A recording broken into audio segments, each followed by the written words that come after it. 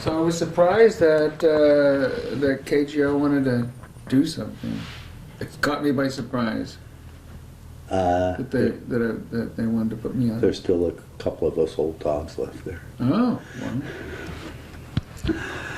well. So let's chat about. Okay. Let's chat firstly about your last Berkeley show, is how they're billing it over at the Freight and Salvage. Right, my last Berkeley show. I got together with these guys quite accidentally, and they wanted to play the first Country Joe and the Fish album, Electric Music for the Mind and Body. So got the idea to play the it's the 50th anniversary of that album this year. It's been 50 years. And so I don't perform that much anymore. As a matter of fact, I'd stopped, but the band got together and we put together some shows, and so this is probably my last performance at the in Berkeley at the Freight and Salvage. I played there decades at the Freight and Salvage in 3 different locations, but this is the last one. When you came up from Southern California, and thank you for joining us, were you a jug band guy? Did I hear that, read that somewhere, that you had a jug band or a folk duo with Barry? Is that how you guys? Yeah, the first time that Barry and I got together and we recorded I Feel Like I'm Fixing to Die Rag, the Vietnam song, we were a jug band, a skiffle band. And now, then when Bob Dylan went electric, we went electric and called ourselves Country Joe and the Fish. is that your best known song, do you think? It is the best known song. because of the Woodstock film, I'm sure. But it's also worked its way into the folk lore of America. Yeah, I'm. All due respect to Joan Baez, and maybe Crosby, Stills and Nash as well. It may be the most iconic of the protest songs of the '60s. Oh, definitely. It's put in the history books and in documentaries. And when you think of the Vietnam War, the unique thing about that is that it's really not an anti-soldier song at all. It's just a kind of a working song with a dark humor to it. You were a Navy veteran. Yes. How many years?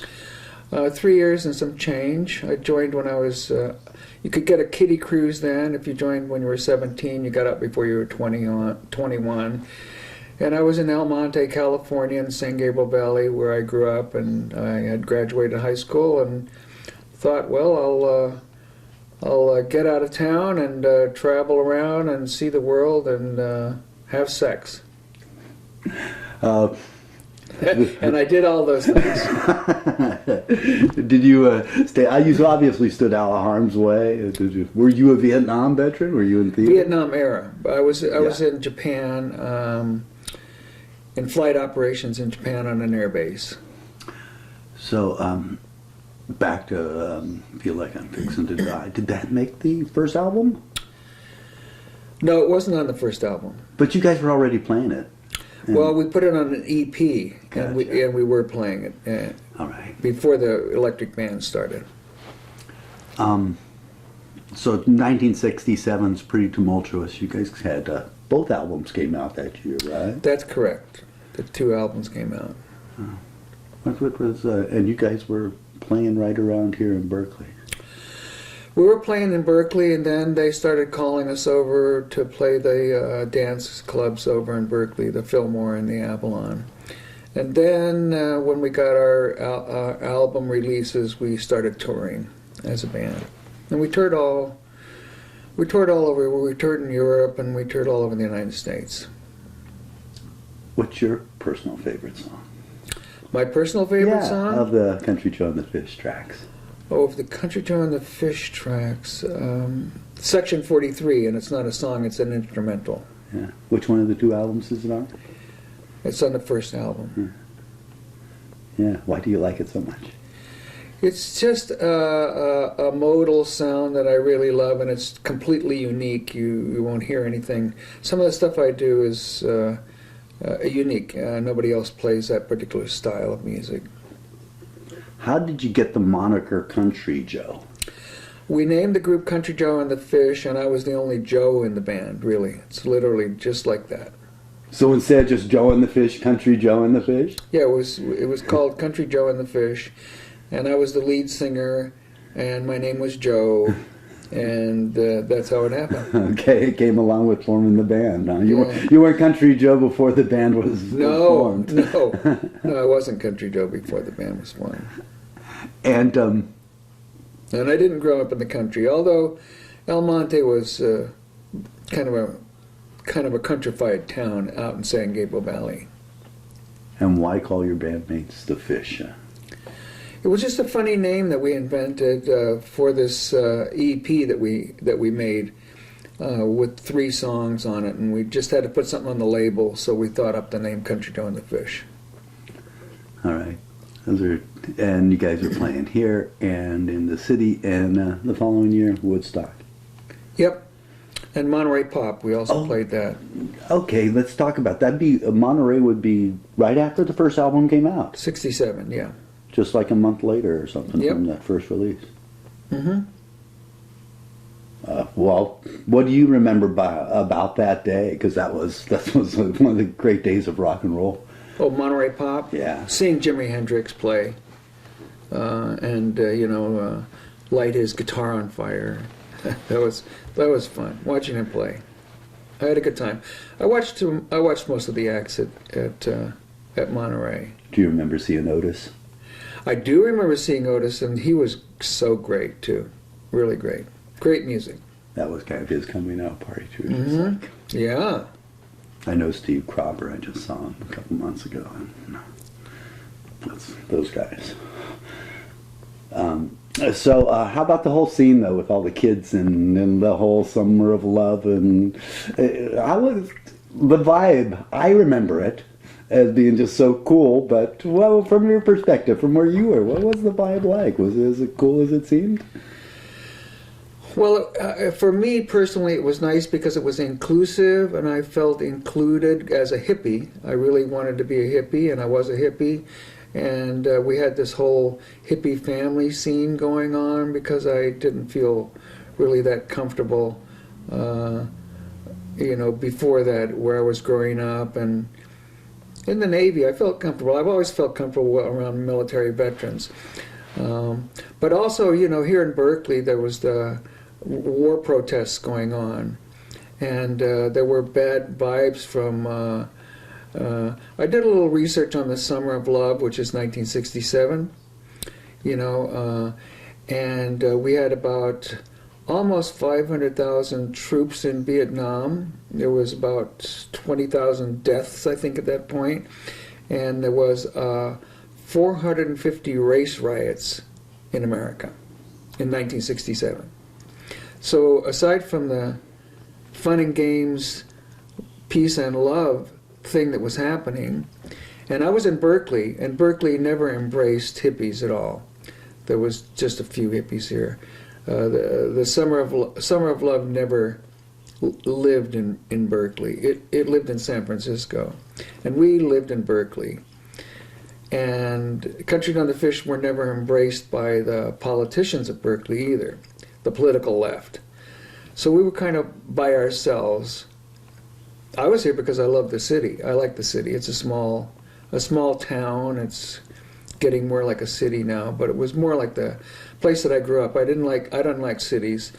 I didn't like LA is not really a city because it's spread out, and I didn't like San Francisco because they had really tall buildings.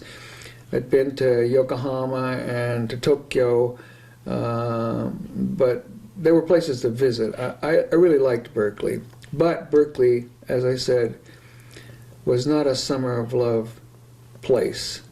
The Aquarian Age didn't really come to Berkeley.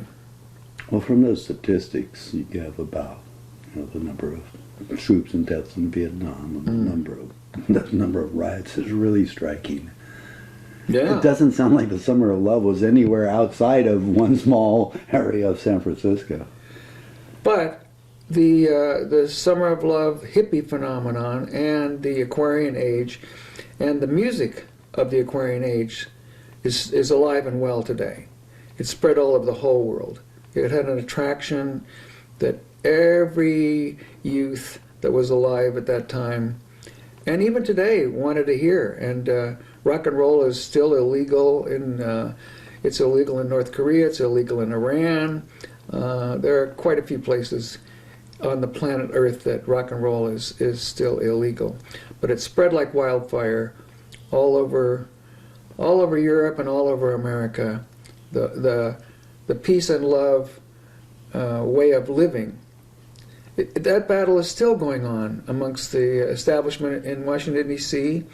and the generation of the 60s. They're still in conflict with each other. You had some of your songs banned from radio stations here and there. Yeah, the only person that ever recorded Fixing to Die Rag was Pete Seeger. He was signed to Columbia Records. He'd been signed there quite a few times, and he recorded Fixing to Die Rag, the only person that ever recorded Fixing to Die Rag, and he insisted that they put it out on a single, and the distributors said that they would not sell the record. They wouldn't handle it at all.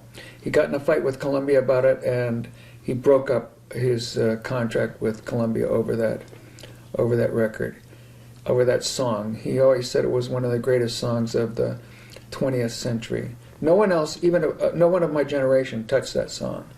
No one ever has talked to me about the song. But Vietnam veterans love the song.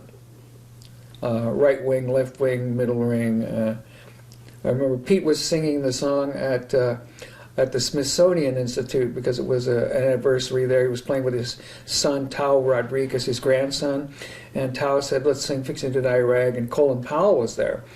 And when they sang it, Colin Powell looked really serious and kind of looking at the ground. And Pete went over and said, I hope you're not offended by the song. And Colin said, no, I was just remembering all my friends that died in the Vietnam War, because he was just a black line officer in Vietnam at the time of the Vietnam War. And I just met John Kerry in Austin, Texas at the LBJ Library, which I was a participant in. Okay, two old Navy guys getting together. I like this so far. He gave me a hug and he signed a book that I'd had. It was one of the high moments of my life to meet him. He knew who I was and he knew about the song. So it's come a long way. Did that music help change America from those dire times and make it better? Well, I think that it helped people to not blame soldiers for war. It was fashionable at that time to think that soldiers were responsible for war. People don't do that anymore, and they welcome home soldiers from war. But civilians still don't understand what it means to be in the military. And that's a shame. It really bothers me. It's bothered me for a long, long time that civilians don't understand what it means to be a soldier. We're in an era now of worshiping warriors. But most of the people in the military are not carrying around guns and shooting people. But you're still in the military, and if you try to get out of the military, they'll put you in the brig or the stockade. You can't break your contract. It's very, very difficult to break your military contract. And you're also, if you figure out how much you're getting paid because you're on call 24/7, 365, you're making about a quarter an hour, you know. And there's no safety on the job. What do they call it? OSHA or what? Occupational safety, standards. It's a very dangerous job. You can get hurt in many, many, many ways in serving in the military. You know, I like military veterans. I really do like Vietnam veterans, and I've done more work. So I built the Vietnam Memorial over in San Francisco. There's 136 names on that bronze plaque, and we have a bronze plaque here in Berkeley that I also built, which was the 22 Berkeleyans who died in the Vietnam War. I've done a lot of that kind of stuff. I'm the only person that played 2 times at Woodstock and 2 times at the Vietnam Memorial in Washington, D.C. Oh, you played the second Woodstock concert, and when was that? 90? No, I played solo, and I played with the band. At the first concert? Yeah. Okay, so... And I played Memorial Day and Veterans Day at at the 10th anniversary of the Vietnam War Memorial in Washington, D.C., Jan Scruggs, who's a friend of mine who built it, asked me to do that. No, I'm thinking back to the movie. Fixin' to Die Rag you did alone? Yes. Okay. But there's another Fish song in the movie as well. Yeah, there's rock and soul music done with the band. That was hot, too. Yeah. No, you guys lit it up. I remember that recording now. It was just, your love is like a rainbow. Your love is like a rainbow, falling around my shoulders. Yeah.